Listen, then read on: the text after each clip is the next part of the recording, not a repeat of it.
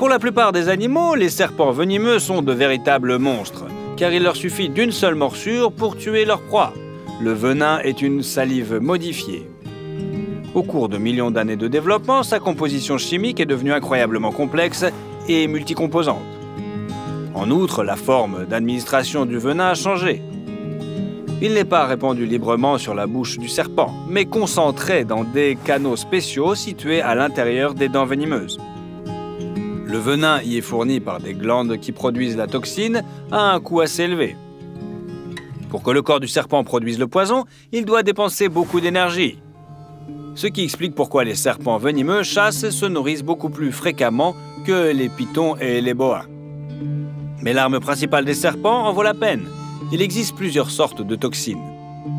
Par exemple, les cobras possèdent une neurotoxine qui agit principalement sur le système nerveux. Elle provoque des douleurs, des convulsions, des sécrétions salivaires incontrôlées. Mais surtout, ce venin arrêtera la contraction des poumons. En d'autres termes, le cobra et le python ont recours à la même méthode pour traiter leurs victimes, mais de manière différente. Le serpent à sonnette possède un venin complexe dont l'effet hémotoxique prédomine. Cela signifie qu'il empoisonne le sang et détruit le système cardiovasculaire. Chez la plupart des serpents, le venin est injecté à l'aide d'énormes crocs situés à l'avant des mâchoires. La morsure peut donc être fulgurante et la victime ne la sent pas toujours. Parfois, ce ne sont que les premiers symptômes d'empoisonnement qui indiquent qu'un animal a été mordu. Mais il est alors généralement trop tard. Mais il y a aussi des exceptions à cette règle. Par exemple, les dents venimeuses du boomslang ou serpent des arbres sont profondément enfoncées dans la bouche, de sorte qu'il doit non seulement griffer durement sa victime, mais aussi la maintenir suffisamment longtemps en place en effectuant des mouvements de mastication avec ses mâchoires. Il est intéressant de noter que cela limite la taille des proies du boomslang ou du serpent des arbres, qui se nourrit principalement de petits animaux qu'il peut tenir. Mais le venin de cette espèce est si puissant qu'il pourrait même avoir raison d'un lion. Nous avions l'habitude de penser que l'homme était faible face aux puissantes bêtes avec leurs griffes et leurs crocs, leur défense et leurs sabots acérés. Ce n'est pas du tout à fait vrai. Par exemple, chez l'homme, compte tenu du poids et d'autres caractéristiques physiques, il y a une très bonne résistance au poison. Ainsi, alors qu'un humain dispose d'1 heure pour administrer un antidote, un cheval, plus grand et plus fort, ne dispose que de quelques minutes avant que le poison ne le tue définitivement. Il existe également des serpents venimeux dont la morsure peut être supportée par une personne adulte et en bonne santé sans aucun antidote, et qui reste en vie après un court empoisonnement. Mais cela ne vaut pas la peine de vérifier. En cas de morsure par un serpent, il faut consulter un médecin le plus rapidement possible. Surtout si la victime a la chance de rester en vie, la toxine peut entraîner des dommages irréparables aux tissus musculaires et nerveux, et par conséquent, des membres tordus et inopérants, une nécrose des tissus autour du site de la morsure et des dommages aux organes internes.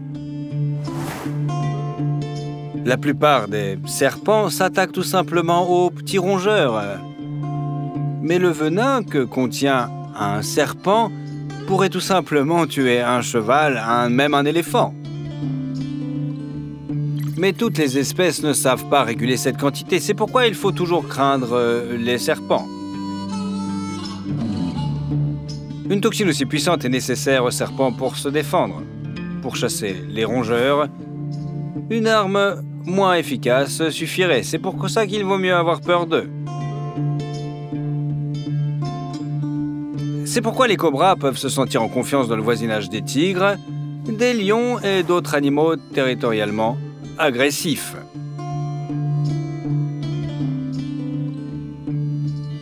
Un serpent qui ne sent pas à l'aise en sa compagnie, c'est plutôt un ratel. En général, cet animal au visage mignon, aux pattes ridiculement grandes et aux yeux curieux, est connu comme un prédateur absolument intrépide qui attaque les lions, se bat avec les léopards et s'empare avec des proies des hyènes. Mais surtout, c'est de son super pouvoir méconnu dont nous allons vous parler. Vous savez déjà que l'homme résiste suffisamment bien au poison pour que, dans la plupart des cas, lorsqu'il est mordu à un membre, on ait le temps de lui administrer un antidote. Or, la résistance des ratels est si bonne qu'ils n'ont pas besoin d'antidote du tout. Un ratel voit un serpent très venimeux. Le ratel, il va le manger. Rien d'autre ne l'intéresse.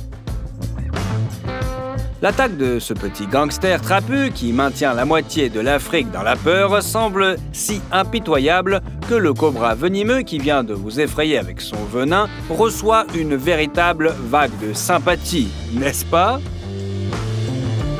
Il tente de se défendre mais ne peut littéralement rien faire.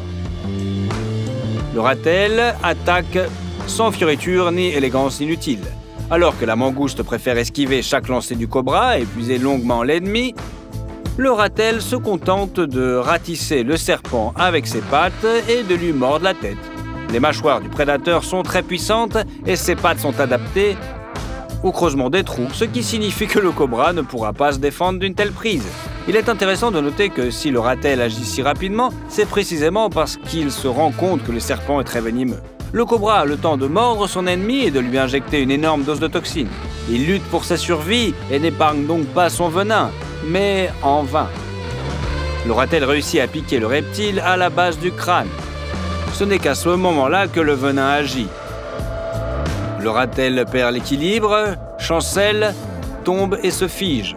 Mais il est vivant, juste endormi. Le venin du serpent, qui provoque des convulsions chez le lion et arrête les poumons en quelques minutes, ne fait faire au ratel qu'une sieste d'1 heure au moins. Puis le fauve se réveille et poursuit son repas. Son appétit semble s'être encore renforcé. Alors que la plupart des autres chasseurs de serpents s'efforcent d'esquiver la morsure et d'empêcher le venin de pénétrer dans leur organisme, le but du ratel est de mordre la tête du serpent avant que son venin ne le fasse s'évanouir. Et devinez quoi? En général, le ratel parvient facilement à accomplir cette tâche. La plupart des serpents ne se rendent tout simplement pas compte du dangereux prédateur qui se trouve devant eux. Ils n'essaient pas de se cacher parce qu'ils pensent qu'ils pourront effrayer l'ennemi ou au moins le traiter avec du venin. Et il est trop tard lorsque le ratel arrive à portée de main. Pour comprendre la dangerosité du ratel domestique, sa résistance au poison et la brutalité de sa crucifixion avec ses ennemis, il faut avoir vécu au moins une rencontre avec ce prédateur. Une telle chance est très rare pour les serpents venimeux. Le porc-épic est l'un des animaux les plus étranges d'Afrique. Il ressemble à un cochon d'Inde sous stéroïdes, mais ce qui est le plus frappant, c'est la présence de nombreuses aiguilles sur la surface arrière du torse. Le plus souvent, ces aiguilles sont dirigées vers l'arrière. Grâce à cela, le porc-épic ne se coince pas dans les buissons, les fourrés et les plantes basses et denses. Mais en raison de cette structure, l'animal utilise son arme de défense d'une manière unique. Lorsqu'il est confronté à un danger, le porc-épic ne s'enfuit pas, mais il n'essaie pas non plus de le surmonter avec ses pattes. Au contraire, il fait ce que presque tous les autres animaux évitent. Il tourne le dos à la menace et se lance à l'assaut du prédateur. Dans le cas du porc-épic, cette tactique est très efficace. En effet, la bête est capable d'ébouriffer sa fourrure et donc ses aiguilles. C'est ce qui arriverait si un serpent se permettait d'attaquer un porc-épic. Ce python ne savait pas à qui il avait affaire. Il a cru voir le dos de sa victime quelques instants avant qu'elle ne tente de s'enfuir et a donc essayé de s'élancer sur le porc-épic par le dos. Erreur fatale. Le porc-épic a attaqué le serpent avec ses aiguilles. Sa peau est exactement ce qu'il faut pour ses épines naturelles longues et pointues. En quelques secondes, le porc-épic a transformé un puissant reptile capable de s'occuper d'un cerf à un petit animal sans défense. Le secret de la réussite du porc-épic réside donc dans le fait qu'il travaille ses aiguilles de manière très active et méticuleuse. Il ne s'agit pas de mouvements chaotiques, mais de coups délibérés. Le porc-épic marque la tête, les parties non protégées du corps de l'ennemi, ainsi que les yeux. Mais surtout, les aiguilles ont une structure inhabituelle. Elles ont des pointes dentelées de sorte qu'après avoir pénétré dans le corps de la victime, elles s'y plantent.